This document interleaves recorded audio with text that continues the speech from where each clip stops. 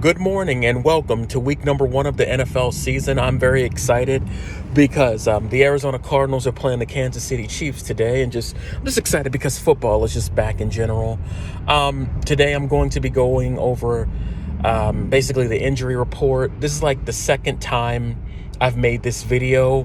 I'm trying to make it a little bit more succinct because the first time I did it, I think I left some things out, and I always want to try to do my best to give you guys the best possible video.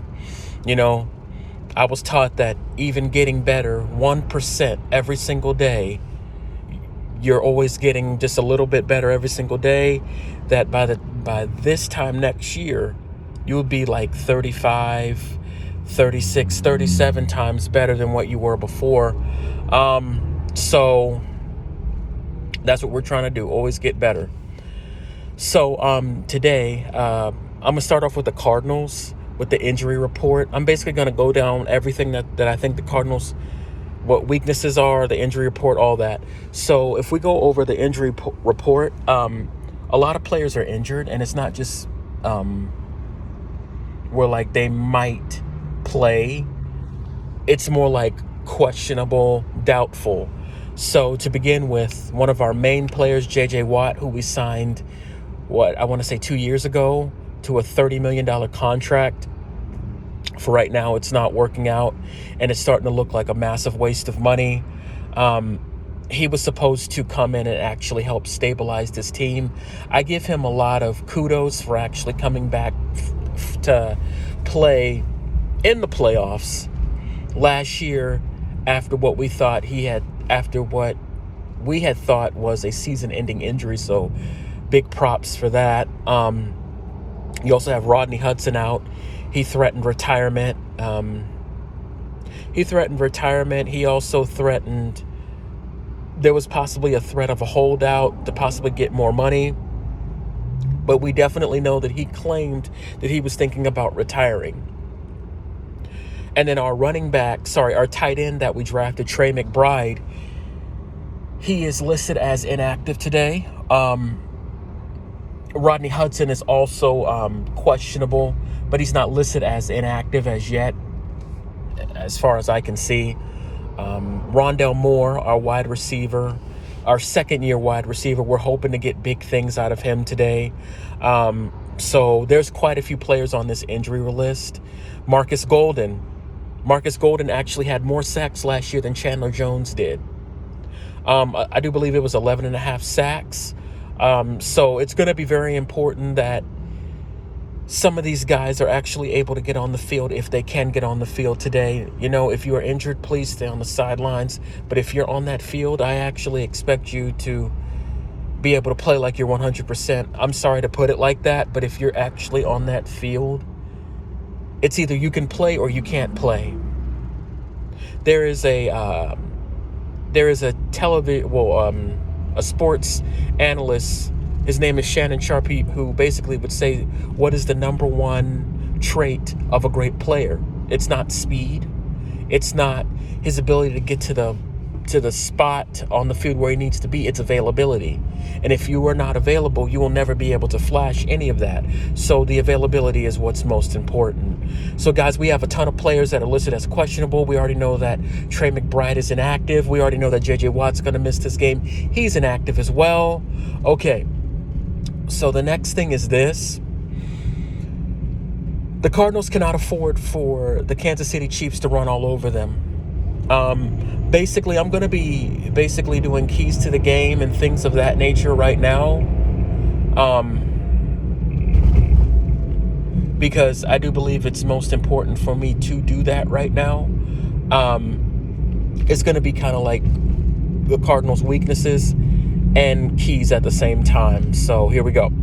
So a weakness from last year that I don't think, how can I put this, that may or may not be resolved is the Cardinals' willingness to come up and make a tackle. A lot of times last year, you watched running backs run for sometimes 7, 8, 9, 10 yards because of the fact of defenders were in the wrong spot at the wrong time, just, out of position, or too afraid to come up and make a tackle. We cannot afford to do that here. Um, Another thing was an inability to get to the quarterback. If we're not actually able to get to Patrick Mahomes today without compromising rush lanes. So there's a difference between Zach Allen rushing the passer. Zach Allen is one of our defensive linemen.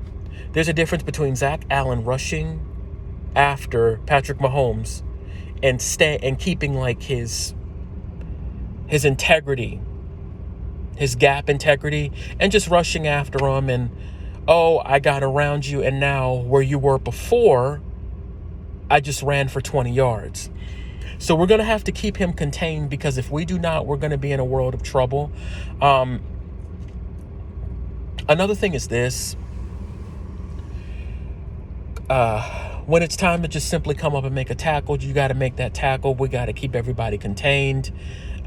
We got to make sure that when we get the Kansas City Chiefs, more often than not, we need to be getting off of the field. Because, see, the thing is this.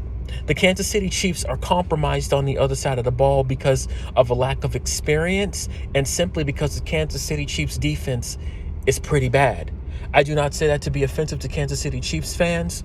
You know your defense is bad. Let's not lie. Okay? So, it's not like 5 years ago when you guys had I think 3 or 4 interior linemen or linebackers that basically you guys had, but you kept only one of them. I think you only kept Justin Houston, and then eventually you had to let him go. So yeah, it's a lot to it, guys. So they just have to play responsible. And this next part's going to be for both sides of the ball. The Cardinals cannot afford to take unnecessary timeouts because you don't know what's going on. You cannot afford to take unnecessary penalties. And that goes for both sides of the ball, because that is a consistent hindrance on both sides of the ball. And I find myself a little bit befuddled by the simple fact that a lot of times you're in high leverage situations and you just gave them the 5 yards that they needed to get the first down, or you just shortened it up to where now it made it a lot easier for them to get the first down on the next play. So there's that aspect of it. Yeah. So Kyler Murray is going to have to be able to understand that he needs to be able to pass to the open man. And sometimes the open man is going to simply just be the check down guy. A lot of times you see Kyler Murray trying to go for that 20-yard pass when, hey, only thing that's open at this point in time is a 5-yard pass to the wide receiver in the flat or the running back in the flat. So that's how that's working out. I don't really know what to say here other than that, because he needs to understand the importance of not letting plays crap out, because he doesn't understand that not every single play is a home run play. And there are certain players that are not really used to having to take check downs, because if you watch him at Oklahoma, Oklahoma, right? Perfect.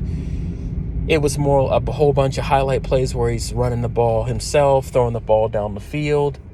So he needs to understand that it's okay to take the 5 yards here when you have to. Okay, this video is getting a little bit long, guys. So we traded a first-round pick for Marquise Hollywood-Brown. They've been saying all offseason that Kyler Murray and Marquise Hollywood-Brown have been showing a lot of continuity. And they've been showing a lot of, how can I put this? A lot of, basically like they've been playing with each other for quite a few years. We traded a first-round pick for Marquise Hollywood-Brown, and we're going to have to make it work. I don't know what it is where we keep drafting wide receivers that are like habitually injured, or trading for players who are habitually injured. It's just not a good look. Now on the Kansas City Chiefs side, one last thing: DeAndre Hopkins is suspended for 6 games due to PEDs. It's kind of embarrassing. So he's not going to be playing today. We're not going to see him until probably week 7, week 8. And then after that, now I'm going to start talking about the Kansas City Chiefs. I do believe the Kansas City Chiefs have a real good chance of winning this game. I do believe that due to the fact that they have Juju Smith-Schuster, McCole Hardman, Clyde Edwards-Helaire, and just simply having Patrick Mahomes and Travis Kelce just in and of itself is going to be a beautiful thing for them. I think a large portion of what's going to actually happen in this game is actually Kansas City kind of beating themselves. And I am a real Cardinals fan. I'm not some fair weather fan. I remember back when Larry Fitzgerald got drafted here. I remember that. I remember the days when they were playing outside at Sun Devil Stadium. I remember that. But at the same time, and I was a fan even back then, yes. But this is really going to come down to Patrick Mahomes just being able to extend plays when he needs to, get the ball out of his hands quickly, because the Cardinals have a lot to prove. The Cardinals need to play with grit to be able to win this game. I'm not going to lie. They have to be where they need to be when they need to be there. I do believe that Patrick Mahomes will run all over the field if the Cardinals are not able to contain him. Do I think that there's going to be a consistent pass rush on Patrick Mahomes? I don't know. I hope that there is, but I don't think so, because we don't have consistent guys that are able to get after the quarterback, and that's a problem in and of itself. So, guys, I'm going to give you a prediction of what I think is going to happen. Another thing is this: Tyreek Hill did choose to basically go to the Dolphins. He was traded to the Dolphins. He decided to be the number 1 paid wide receiver instead of being maybe the 4th or the 5th or the 3rd, to stay with a quality quarterback and possibly win more Super Bowls. Do I think that this is going to work out in Miami? No, I do not.